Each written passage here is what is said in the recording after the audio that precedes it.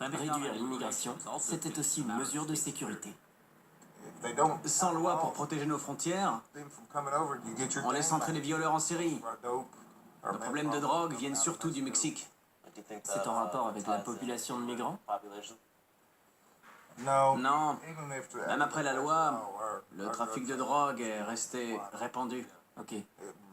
Il n'a pas beaucoup ralenti. Le taux de criminalité n'a pas été la seule déception. Le verdict est tombé sur les fermes de l'Alabama.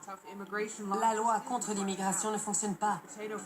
Ce producteur de pommes de terre a engagé des Américains. Ils arrivent en retard, travaillent moins vite et veulent rentrer après le déjeuner. Ils pensent qu'ils font travailler les Alabamiens, mais ils ne sont pas très efficaces. L'agriculture de l'Alabama pourrait bien suivre le même chemin que sa main-d'œuvre immigrée. Quand ces gens sont partis, on n'a pas pu les remplacer assez vite, ou même les remplacer tout court. Samuel Hadi est économiste à l'université de l'Alabama. Pendant que les immigrés quittaient le pays, il a calculé les conséquences financières de leur exode. Cette loi était tellement draconienne que le PIB de l'Alabama a baissé de 2,3 à 10,8 milliards en une année. Il n'y avait aucun facteur qui expliquait cette chute. Ouais, à part cette loi. Les immigrés non qualifiés font partie intégrante de la structure économique.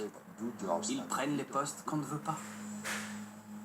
Le départ des immigrés était exactement l'objectif de cette loi. Mais les fermiers de l'Alabama ont vite découvert qu'ils n'avaient pas gagné au change avec leurs remplaçants. Je risque d'énerver les gens, mais les Blancs d'ici veulent pas travailler. Attraper les poulets, ça fait mal au dos. Les Blancs, ils se plaignent tout le temps. Si on compare un Hispanique et un Blanc, l'Hispanique va attraper 5 fois plus de poulets. On a besoin des immigrés dans l'agriculture. On a besoin d'être ingénieux.